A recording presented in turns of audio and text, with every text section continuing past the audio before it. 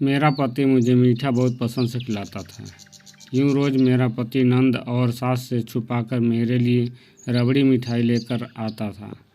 जब मैं दिन भर घर के सारा काम करके थक हार जाती तो रात को मेरा पति मुझे मिठाई खिलाता और कहता है, यह मिठाई सिर्फ तुम्हारे लिए लाता हूँ, जो बहुत महंगी है। मैं पति की प्यार मोहब्बत देखकर शर्मिंदा हो जाती, मगर वह मिठाई जब भी मैं रात को खाती तो मुझे गहरी नींद आ जाती और सुबह होते ही मेरी तो हालत खस्ता हो जाती। एक दिन जब रात को मिठाई छुपाकर खाने का नाटक किया और नाटक करके ज्यों ही लेटी तो जो देखा, मेरा तो होश हवास उड़ गया।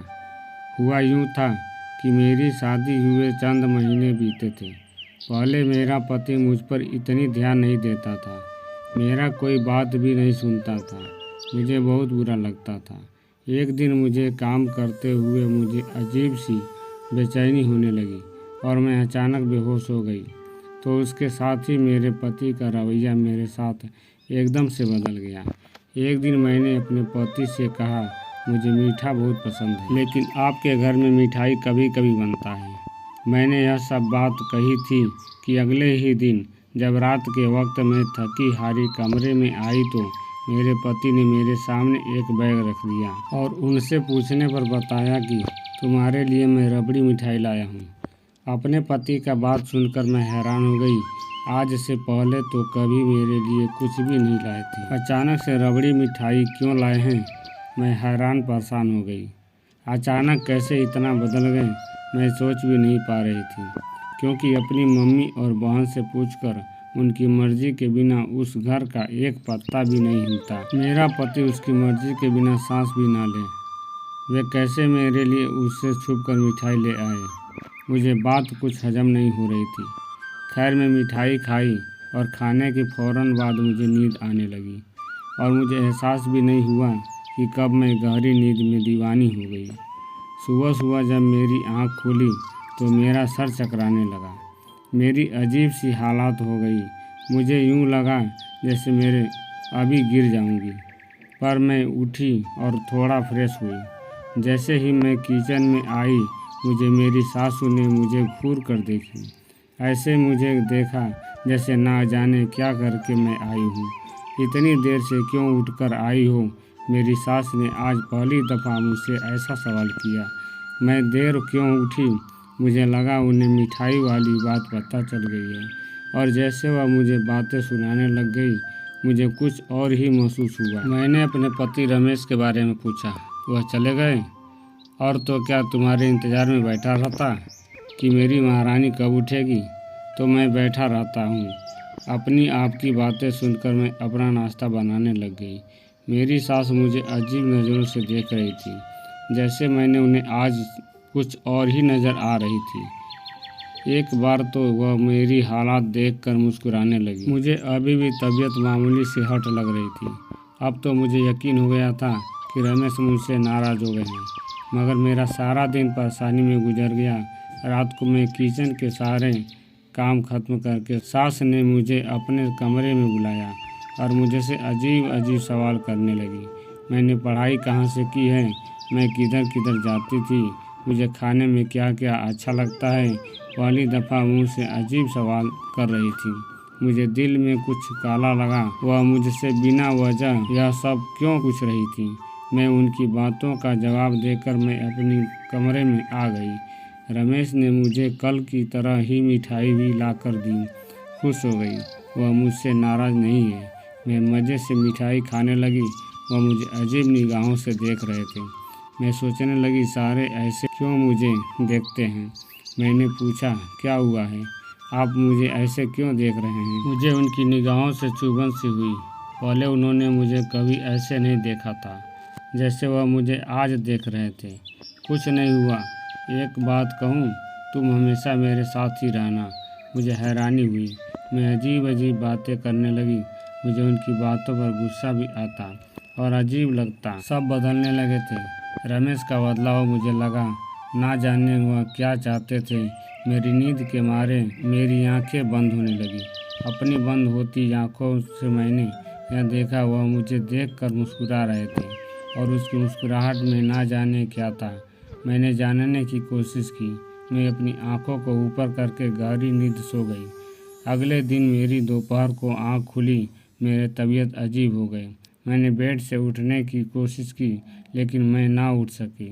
मुझे घबराहट होने लगी। मेरे सास भी कहाँ पर हैं? मैंने अपने नंद को काफ़ी बार आवाज़ दी, पर शायद उस तक मेरी आवाज़ नहीं गई। खुद को संभालती हुई मैं जैसे ही मैं नीचे आई, सामने ही मेरी नंद और सास बैठी हुई थी, और अब उन तक मेरी आसानी से आवाज़ आ सकती थी। ना जाने वह मेरे बारे में क्या बात कर रही थी। मुझे देखते ही चुप हो गए। क्या हुआ? आप क्या बात कर रहे थे? मेरे पूछने पर दोनों ने एक दूसरे की तरफ देखा। मेरे सास का रंग फीका हो गया। उन्हें लगा जैसे मैंने उसकी बातें सुन ली हों। मुझे यकीन हो गया बात मेरे बारे में ही हो रही थी। आखिर मेरे साथ क्या हो रहे थे? माँ बेटी मुझे दोनों पर शक होने लगा। मेरी तबीयत भी खराब होने लगी थी। मैं वहाँ से किचन में गई।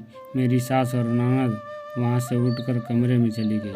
मुझे अपने पति पर भी उस वक्त गुस्सा आने लगा। वह मुझसे क्या चाहते थे? मैंने सारा दिन कोई काम ना किया, सब अपने कमरे में ही पड़ी रही। मैं नहीं जानती थी मुझे क्या हो रहा है। मैं दिन ब दिन बदलती क्यों जा रही हूँ। पर मुझे यह शक होने लगा, यह भी हो रहा है उन सब के पीछे मेरी नंद और सास का हाथ है। आखिर वह चाहती क्या है? रोज़ाना का आदत बन गया था। मेरा पति मेरे लिए इतनी महंगी मिठाई लाता, मुझे उसकी अजीब सी आदत हो गई। सारा दिन मुझे रात का इंतज़ार करता, मुझे सुकून सा मिलता जब मैं वह खाती, पर सुबह के वक्त ही मेरी आँख खुलती। एक बात मैंने नोट की कि जब से मैंने मिठाई खानी शुरू की थी, मेरी कभी रात के वक्त भूलकर भी आँख नहीं खुलती थी। अब मुझे यह बात परेशान करने लगी। रात को मैं आंगन में उठकर टहलने लगी। रमेश आ जाते ही अपने माँ के कमरे में चला गया। मुझे देखा भी नहीं। शायद रमेश को यही लगा मैं अपने कमरे में हूँ।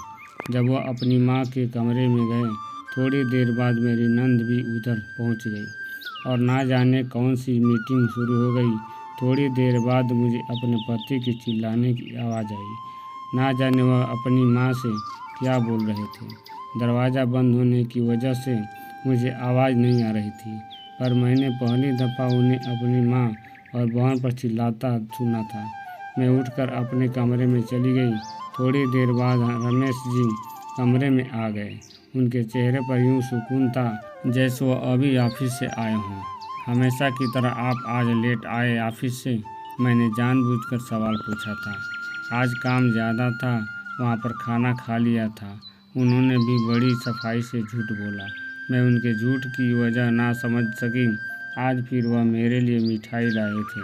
पहले मैंने खाने से मना किया, पर वह मुझसे ज़बरदस्ती करने लगे। उनके भरपूर ज़बरदस्ती के मारे मैंने थोड़ी सी मिठाई खाई, बाकी मैंने वहीं पर रख दिया। फिर उन्होंने मुझे ज़्यादा नहीं कहा। खाने का थोड़ी देर बाद मुझे नींद आ गई। अचानक नींद में मुझे बेचैनी हुई, जैसे किसी ने स्विच दबाई हो। पहली दफ़ा मुझे आज नींद में कुछ महसूस हुआ था। मैंने ज़बरदस्ती अपनी आंखें खोली और लाइट ऑन करके देखा। वहाँ पर तो कुछ भी नहीं था। रमेश सो रहे थे। मैं लाइट ऑफ करने लगी। मुझे यूँ महसूस हुआ जैसे रमेश सोए नहीं, बल्कि ज़बरदस्ती आंखें बंद करके लेटे हुए। मैंने उन्हें आवाज़ दी, पर वह टस से मस ना हुए। मैं अपनी गलतफहमी समझकर लाइट ऑफ करके लेटी और सो गई। मुझे नींद में महसूस हुआ जैसे कोई बातें कर रहा है। मेरे पास मुझ में आंखें खोलने का हिम्मत नहीं हुई, ना ही मुझे बातों की समझ आई, पर इतना ज़रूर सुनाई दे रहा था कि कोई बोल रहा है, बातों में लगा हुआ है। सुबह मेरी जल्दी आंखें खुल गई। रमेश किसी से फ़ोन पर बातें कर रहे थे। मुझे जगता देख फ़ौरन उसे कॉल काट कर रख दी। मैंने उनसे रात के बारे में पूछा। रात को आप किसी से बातों में लगे हुए थे। हमारे कमरे में कोई और भी था। मेरी बात सुनकर रमेश एकदम से घबरा गए। उनका रंग फीका हो गया। मैंने नासमझी से उन्हें देखा। कोई भी तो नहीं था। वह ऐसे ही घबरा गए जैसे चोर चोरी करते पकड़ा गया हो। ना जाने वह क्यों घबरा गए थे। आप परेशान मत होइए, मैंने शायद कोई ख्वाब देखा हुआ था। अक्सर ख्वाब में सभी बंदे के साथ होता है, मैंने मुस्कुराते हुए कहा।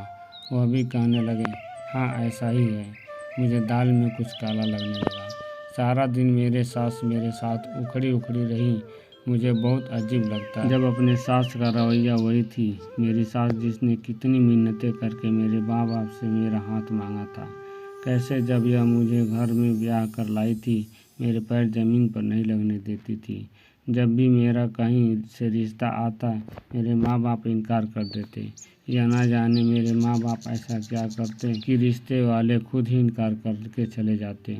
मुझे कभी इस बात की समझ नहीं आई कि फिर एक दिन मेरी सास अपने इकलौते बेटे के लिए मेरा हाथ मांगने गई। वह पहली औरत थी जिन्होंने इतनी मिन्नतें करके मेरा रिश्ता मांगा था। माँ बाप ने भी दे दिया। फिर ना जाने क्या हुआ, मेरी सास ने रिश्ते से इनकार कर दिया और मेरे माँ बाप उदास होने के बजाय, परेशान होने के बजाय, मेरा रिश्ता इनकार होने पर मेरा माँ बाप खुश हो गए। मुझे कभी यह बात समझ ना आई, मेरे माँ बाप के रिश्ते से इनकार करते हैं और वह क्यों मेरी शादी नहीं होने देते थे। कुछ दिन बाद मेरी सास फिर से आ गई और कहने लगी, मुझे आपकी बेटी को बहू बनाना है, आपकी बेटी मेरा घर बर्बाद नहीं करेगी। मुझे आज तक अपनी सास की ये बातें याद हैं, पर यह नहीं मैं जान सकी वह बातें क्योंकि उन्होंने शादी के शुरू के दिनों में अच्छी थी। मेरे सास अब यह अचानक इतना बदलाव कैसे हो गई थी, मुझे बिल्कुल भी समझ नहीं आ रही थी।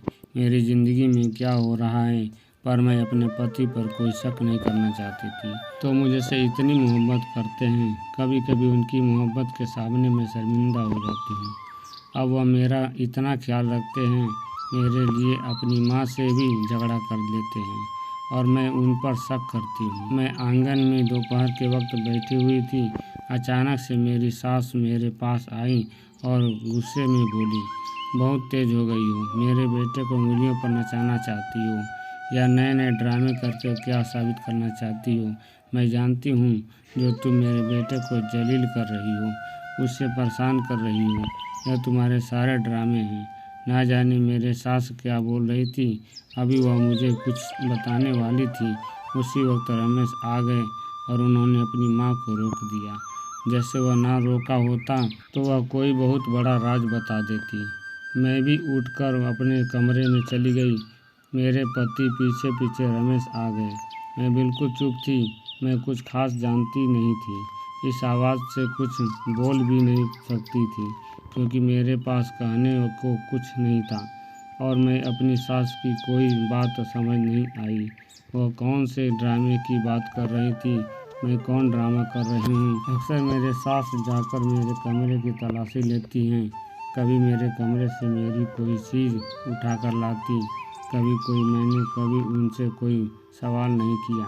मैंने रमेश से इनकी जल्दी आने की वजह पूछी पर उन्होंने कोई जवाब नहीं दिया और बाहर चले गए। रात के वक्त आए, मैं उनके इंतज़ार में बैठी थी, मगर मुझे उठाया और मुस्कुराते हुए कहा, थोड़ा इंतज़ार कर लेती, मुझे तो घर ही आना था। और लगता है अब मीठा पसंद नहीं रहा, तुमने पहले तो बड़े खुशी खुशी खाती थी मिठाई। मैंने उनकी बात सुनी और मुस्कुराई, मैं तो अभी खाती हूँ, मैं यह कहकर आज जी भर खाने लगी। पर जैसे जैसे वह मैं खा रही थी, मेरा सर चकरा रहा था। अचानक मैंने देखा कमरे में कोई लड़की आई और उस वक्त तक मुझे यह हिम्मत नहीं थी कि मैं आंखें खोलूं। मुझे इतने सुकून की नींद आ रही थी, मैं दुनिया जहां बेगाना होकर उस वक्त सोने के लिए बेताब थी। तकिया सर पर रखते ही मुझे सुकून सा मिल गया, मुझे कोई हर्ज नहीं था। कमरे में कोई लड़की आई है या लड़का, मुझे बस सोने से मतलब था। मैं सुकून की नींद सो गई, यह सोचे बिना वह लड़की मेरे कमरे में क्या करने आई थी, वह भी इतनी रात के। अब तक कि मेरा पति भी कमरे में था। सुबह उठकर मैं यही सोचने लगी, आखिर वह लड़की कौन थी और क्यों मेरे कमरे में आई थी। सारा दिन मेरा इसी परेशानी में गुजर गया और नशीली मिठाई खिलाने के पीछे का क्या कारण था, वह लड़की कौन थी, कमेंट बॉक्स में कमेंट करके बताएं। इन सभी सवालों का जवाब पाने के लिए दूसरा भाग जरूर देखें। वीडियो अगर पसंद आया हो तो वीडियो को लाइक करें, चैनल को सब्सक्राइब करें। पूरा वीडियो देखने के लिए आप सबको बहुत बहुत धन्यवाद। आपका दिन शुभ हो।